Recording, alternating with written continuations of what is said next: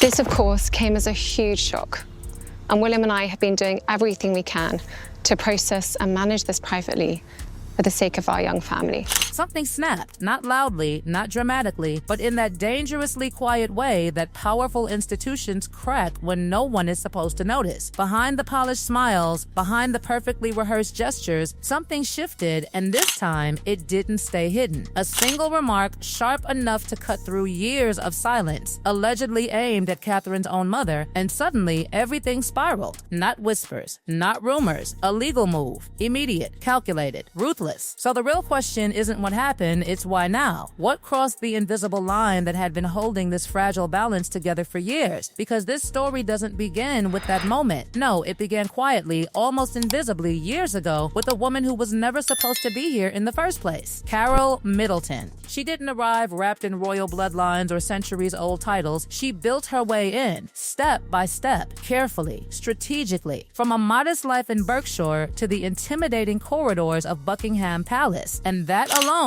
alone was enough to make certain people uncomfortable. Not openly, never openly. This wasn't a world of shouting or rejection. No, this was colder, more precise. Invitations that never came. Conversations that felt just a little too short. Smiles that never quite reached the eyes. A distance so refined, it almost looked like etiquette. But it wasn't. It was a message, and Carol understood it. Back in 2011, when Prince William and Catherine prepared for their historic wedding at Westminster Abbey, the world saw fairy tale perfection. But behind the scenes, it was something else entirely. Carol moved carefully, offering suggestions with restraint, never overstepping, yet somehow her voice never seemed to land. Ideas would disappear, replaced quietly. No explanation, no confrontation, just erased. One moment in particular lingered like a shadow. A small suggestion for a personal detail at the celebration, something meaningful, something rooted in her daughter's life. Within 24 hours, gone. Rewritten, as if it had never existed. No rejection, just silence. And that silence, it said everything. Carol didn't react, she adjusted. She learned the rules of a system that never explains itself. But make no mistake, that was the beginning. The beginning of a pattern. Subtle, controlled, but undeniable. And then came the wedding day. April 29th, 2011. Cameras flashing. The world watching. Catherine stepping into history. Perfect. Untouchable. But behind that perfection, something else moved quietly beneath the surface. Pride. Yes, of course. But also awareness. A realization that this world, this centuries-old institution, was not built for people like Carol. Not really. She was welcome, but never fully. That feeling didn't fade. It settled in. It became routine. And by the time Prince George was born in 2013, that quiet tension had evolved into something more structured, more controlled. Because even joy had rules. Even family had boundaries. The palace had its system, precision, discipline, tradition, Norland-trained nannies, structured visits, scheduled interactions. Everything polished, everything controlled. And within that system, Carol's role became defined, carefully measured. Time with her grandchildren wasn't spontaneous, it was arranged, managed, observed. Think about that. A grandmother needing structure to simply be present. Rooms filled with elegance but lacking warmth. Conversations wrapped in politeness but stripped of comfort. Even the smallest details, the seat she was given, the time she stayed, felt, directed. It looked normal, but it wasn't. And through all of this, she said nothing. No interviews, no leaks, no subtle retaliation, silence. Absolute silence. But here's where it gets interesting. That silence wasn't weakness, it was strategy. Carol knew exactly what she was doing.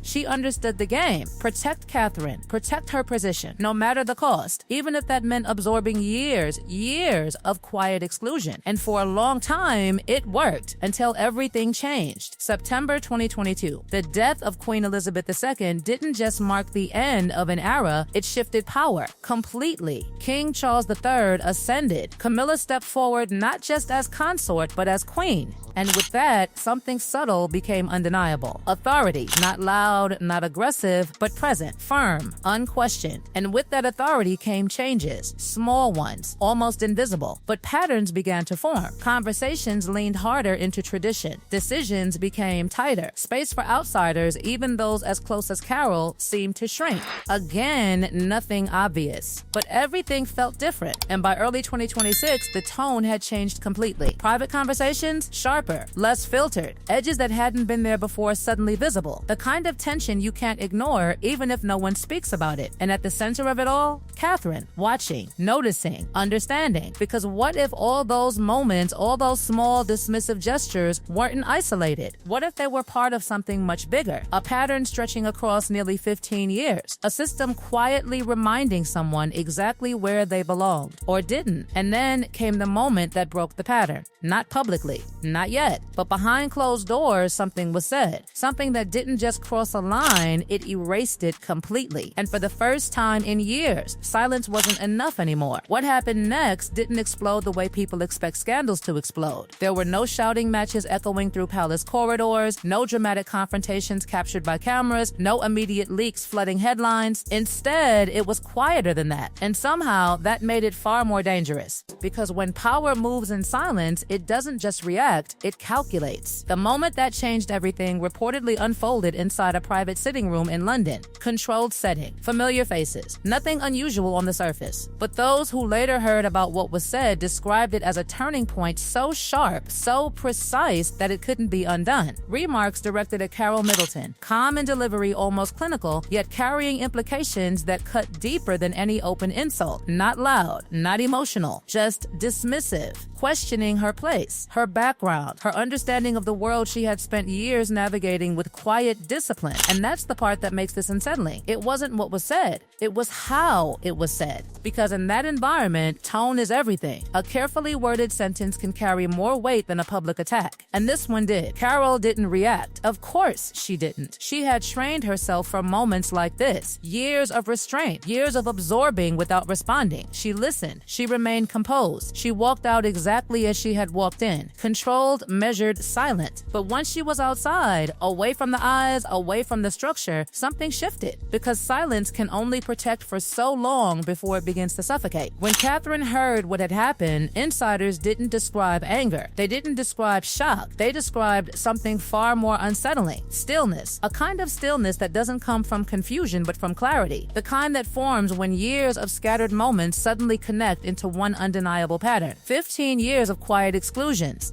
15 years of controlled distance. 15 years of watching someone she loved adapt to a system that never fully accepted her. And in that moment, Catherine understood everything. She didn't call anyone. She didn't rush into confrontation. And she didn't consult the usual palace advisors trained to smooth things over and protect the institution at all costs. No, she did something no one expected. She stepped outside the system. Quietly, deliberately, she began assembling her own circle. Independent legal experts. People who didn't answer to the palace. People who weren't bound by tradition, hierarchy, or unspoken rules. And what they began to build wasn't emotional. It wasn't reactive. It was structured, methodical. Piece by piece, they revisited everything, not just the sitting room moment, but the years leading up to it. Patterns, witnesses, incidents that once seemed insignificant now forming a clear, undeniable narrative. And then she made a move that stunned everyone. She requested a private meeting with Queen Camilla. Now understand this, inside that world, meetings like this follow a script. Diplomacy, careful language, controlled compromise. But this wasn't that kind of meeting. The moment they sat across from each other, the balance in the room had already shifted. Catherine didn't arrive to ask, she didn't arrive to negotiate, she arrived with certainty. No raised voice, no visible emotion, just control.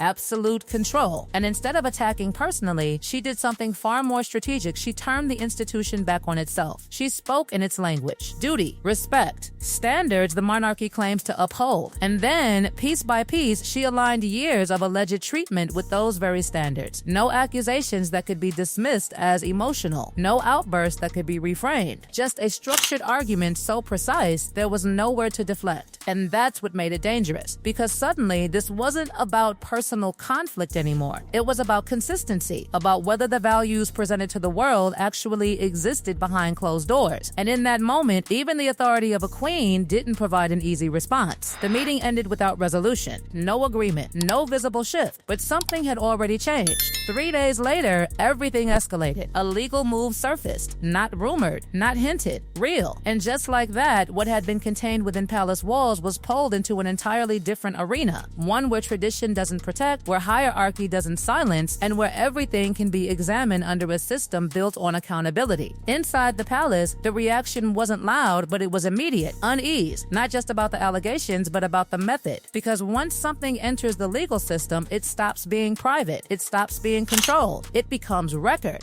Documented, structured, visible. And visibility is the one thing the institution has always avoided at all costs. What made this even more explosive was the foundation of the case itself. This wasn't vague, it wasn't speculative. According to insiders, it was built on detailed accounts, witness statements, documented interactions, pieces that when combined didn't just suggest a pattern, they defined it. And outside those palace walls, the public didn't see hierarchy. They didn't see titles. They saw something simpler, a daughter standing up for her mother. And that narrative spread fast, faster than any carefully managed statement could contain, because it didn't need explanation. It didn't need context. It was human, immediate, relatable. Inside, strategies were being drafted at a pace rarely seen. Legal advisors, senior aides, communications teams, all trying to calculate the same thing: how far could this go? Because fighting it publicly risked exposing more. Avoiding it risked looking guilty. There was no clean option.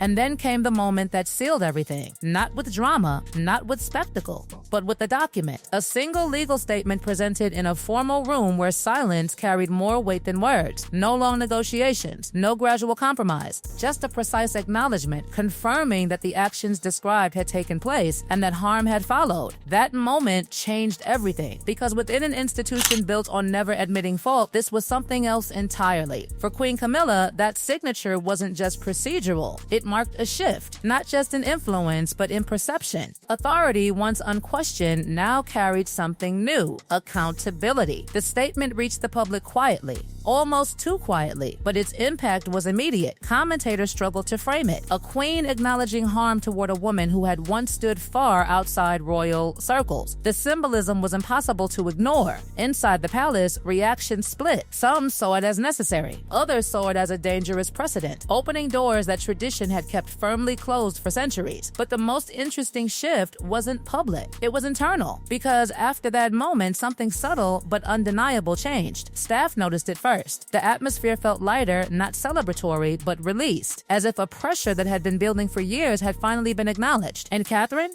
She didn't change outwardly, she continued her duties, appearances, engagements, smiles, but those who watched closely saw it. A recalibration, less deferential, more certain, a presence that no longer adjusted itself to fit the room, but shaped the room instead. And Carol? For her, the scale of what had happened was almost overwhelming. What she had carried quietly for years had suddenly been pulled into the light in a way she never intended. But perhaps that's the final twist in this story, because this was never just about a single insult. It was about a system that had operated on silence for generations, finally meeting someone who understood that silence and chose very carefully when to break it. And now the real question lingers, heavier than anything that came before. If one moment of refusal could shift something this deeply rooted, what else inside those palace walls has been quietly waiting for its moment to surface?